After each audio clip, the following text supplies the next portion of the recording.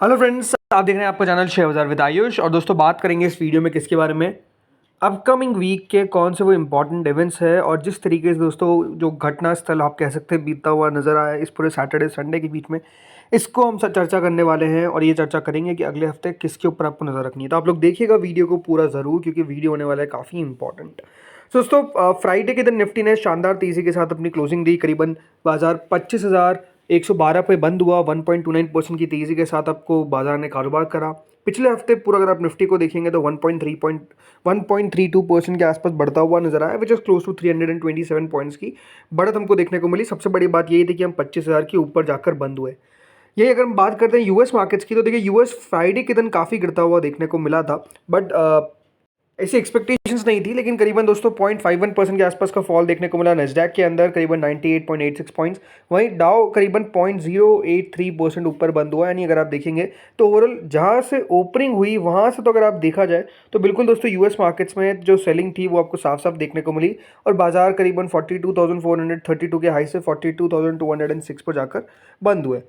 अब ये बात सही है कि दोस्तों देखिए, जिस तरीके से ग्लोबली आप समझ सकते हैं कि अभी इवेंट घटता हुआ देखने को मिल रहा है, सबकी नज़र यही है कि क्या होता हुआ नज़र आएगा इजराइल और ईरान के बीच में। और एग्जैक्टली दोस्तों आप कह सकते हैं जिस बात का डर था वो डर अब कह सकते हैं यहाँ पर सही साबित होता हुआ देखने को मिल रहा है कि इस वॉर के अंदर दोस्तों एक और देश की एंट्री हो चुकी है। और वो डोनाल्ड ट्रंप जिसको चाहिए था नोबेल प्राइज़ की, मैं पीस की बात करता हूँ, वो खुद ही दोस्तों अपने देश को एक वॉर के अंदर बिल्कुल डाल दिया। अब दोस्तों इजराइल और ईरान के बीच में आप कह सकते हैं एक और जो देश आ चुका है, वो कौन है? वो है दोस्तों यूएसए।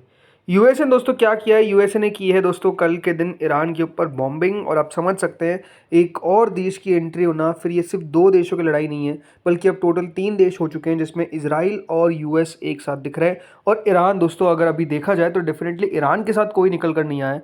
कोई भी अगर आप देखा जाए तो अभी तक दोस्तों मुस्लिम कंट्रीज़ के द्वारा इसको लेकर बातचीत नहीं की गई है। बट द थिंग इज़ कि दोस्तों इजराइल के साथ तो अब आपको यूएस आता हुआ दिख चुका है। अब ये देखना बहुत दिलचस्प होने वाला है कि इसके बाद क्या होता है। क्या रशिया, क्या चाइना ये भी अब एंट्री लेते हुए नजर आएंगे? क्योंकि आपको पता है रशिया और चाइना ने क्या कहा था। रशिया चाइना ने साफ कहा था कि हम अगर ईरान पे युद्ध होता है, ईरान पे यूएस हमला करता है, तो हम रशिया और चाइना किसके साथ है? ईरान के साथ। तो अब क्या रशिया चाइना क्या करेंगे, ये अपने आप में देखने वाली बात। लेकिन हुआ क्या क्या पहले आपको मैं ये बताता हूँ। सो फ्रेंड्स हुआ ये कि यूएस ने कल बॉम्ब किए 3 nuclear sites in Iran, Tehran and Israel ने दोस्तों लॉन्च किए स्ट्राइक्स अगेंस्ट ईच अदर।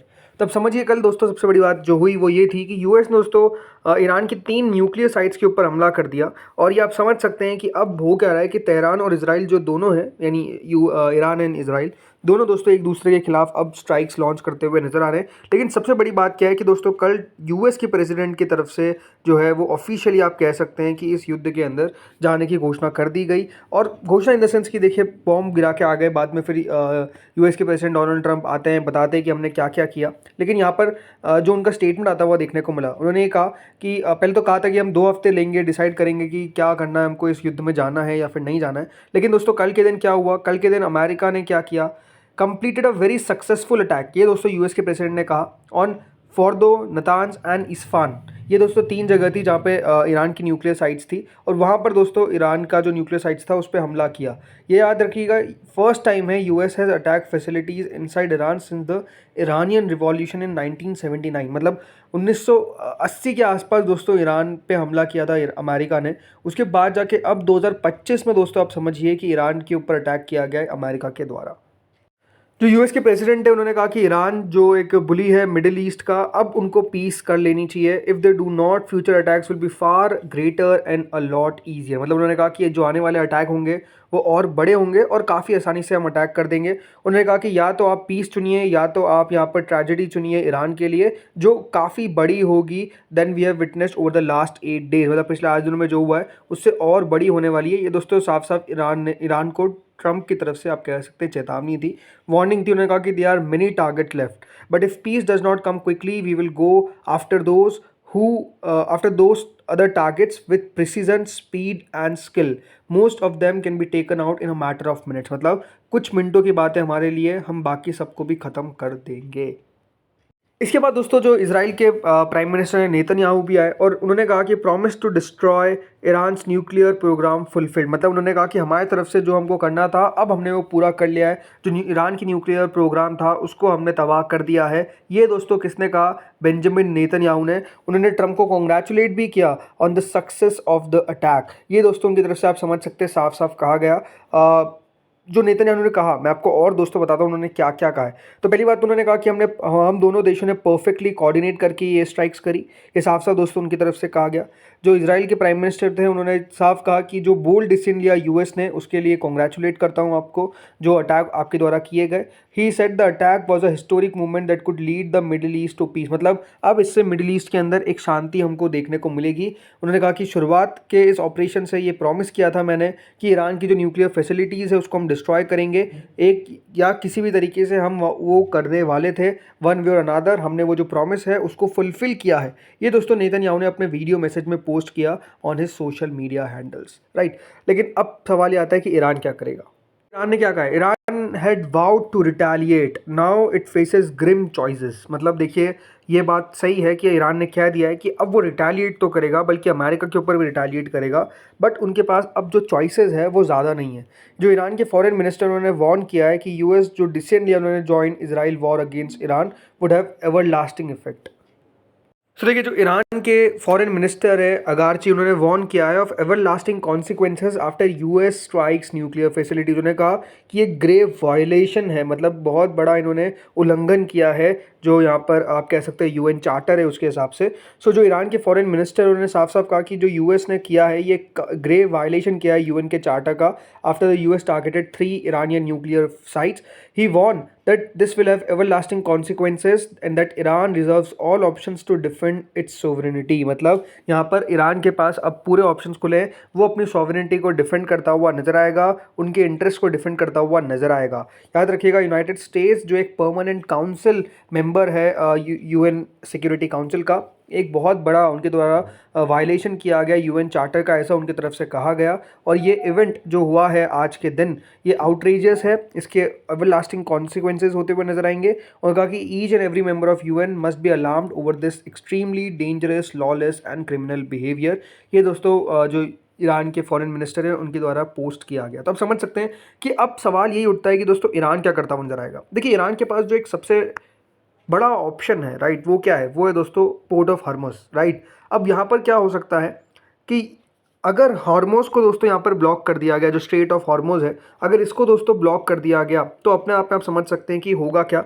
इससे सबसे बड़ी बात है इन्फ्लेशन का चिंता बढ़ेगा, क्योंकि एक बात ध्यान रखिएगा, स्ट्रेट ऑफ हॉर्मुज़ है क्या? ये ऑलमोस्ट 20% याद रखिएगा ऑयल को मैनेज करता है, राइट। यहाँ से ऑयल गुजरता है, तो आप समझ सकते हैं कि इससे लॉजिस्टिक्स का बहुत बड़ा असर पड़ता हुआ देखने को मिलेगा। जो यूनाइटेड स्टेट्स के फॉर्मर ट्रेजरी डिपार्टमेंट ऑफिशियल है और टेरर फाइनेंस एनालिस्ट है, उन्होंने कहा कि वॉर्न किया उन्होंने ईरान को कि अगर उन्होंने इसको रोकने की कोशिश करी, इसको क्लोज करने की कोशिश करी, तो हम अनबिलीवेबल फोर्स जो है वो यूज़ करेंगे। तो आप समझ सकते हैं कि कितना ज़्यादा इंपॉर्टेंट है ये जगह, राइट। ये जगह इनके लिए इतनी इंपॉर्टेंट है, इसीलिए ये अगर बंद होता है तो इससे बाकी देशों को बहुत फ़र्क पड़ता हुआ देखने को मिलेगा, बल्कि यूएस को ही फ़र्क पड़ता हुआ नजर आएगा। और जो खबर निकल कर आई जैसे ईरान की जो हार्ड लाइनर है, उन्होंने कहा कि अब हमारी बारी है, और उन्होंने कहा कि हम मिसाइल स्ट्राइक्स करेंगे यूएस की नेवी पे और ब्लॉक करेंगे हॉर्मुज़ को। ये देखिए उनकी तरफ से साफ कहा गया। जो क्लोज एडवाइजर है ईरान के सुप्रीम लीडर का, उन्होंने दोस्तों कहा है कि हम अटैक करेंगे यूएस की नेवी शिप्स को और क्लोजर करेंगे of the straight of Hormuz, जो एक की रूट है for global oil shipments after the recent American strikes. तो आप समझ सकते हैं कि देखिए अब नो डाउट होगा क्या, सबसे बड़ी दिक्कत होने वाली है कच्चे तेल की। देखिए कच्चा तेल अब आपको बढ़ता हुआ नजर आ सकता है, इस प्रकार की एक्सपेक्टेशंस है। ऑयल प्राइस पॉइज्ड टू सोर after US attack Iran facilities, मतलब यूएस के अटैक के बाद आप मान के चलिए कच्चा तेल हो सकता है कि कल आपको $80 की भी ऊपर जाता हुआ देखने को मिले। 77 के आसपास ब्रेंट क्रूड बंद हुआ है और चांसेस पूरे हैं कि दोस्तों जब कल खुलेगा तो $80 को भी पार कर देगा, बिकॉज जिस तरीके से फैसले लिए गए उसका असर दोस्तों कच्चे तेल पर स्वाभाविक सी बातें पड़ता हुआ नजर आएगा। इसके अलावा देखिए हमको नजर रखनी पड़ेगी FIDI पे। देखिए FI के द्वारा तो जरूर खरीदारी करी है इस पूरे हफ्ते के अंदर। सिर्फ एक दिन अगर आप देखेंगे 16 जून को उनके द्वारा बिकवाली थी, उसके अलावा FI ने हर दिन खरीदारी करी। 1480 करोड़, 890 करोड़, 934 करोड़, 7940 करोड़। जरूर इसके अंदर MSCI का भी इंक्लूजन था, बट स्टिल FI ने दोस्तों बाइंग करी है। लेकिन अब जिस तरीके से दोस्तों टर्न ऑफ इवेंट्स हुआ है, अमेरिका का एंट्री हुआ है, या आई थिंक एक और बड़ा इशू बनता हुआ नजर आएगा। इसलिए आप कह सकते हैं कि देखना अब दिलचस्प हुआ कि क्या होता है दोस्तों यहाँ पर FI के द्वारा।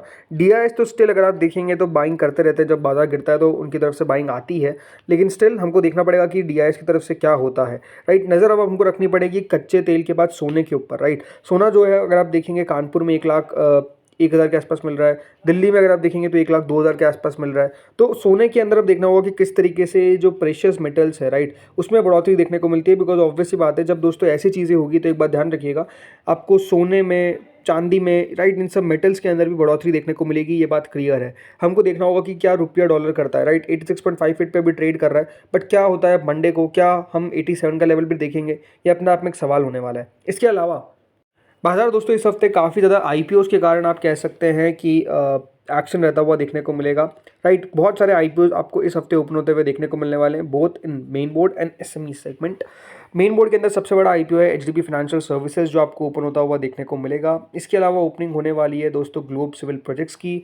इसके अलावा ओपनिंग होने वाली है Ellenbarrie industrial gases, Kalpataru projects, right. इसके अलावा संभव स्टील्स। ये पांचों आईपीओ जो है वो मेन बोर्ड में दोस्तों आपको एक्शन में आते हुए देखने को मिलेंगे। वहीं एसएमईज में भी काफ़ी सारे आईपीओ जो एक्शन में आएंगे। तो नो डाउट दोस्तों काफ़ी एक्शन पैक वीक रहने वाला है, नज़र रहेगी ये सारे इवेंट्स के ऊपर। और भी अपडेट्स आपके साथ हम शेयर करेंगे, तो बस चैनल के साथ जुड़े रहिए। इस वीडियो में इतना ही था। Thank you friends for watching this video.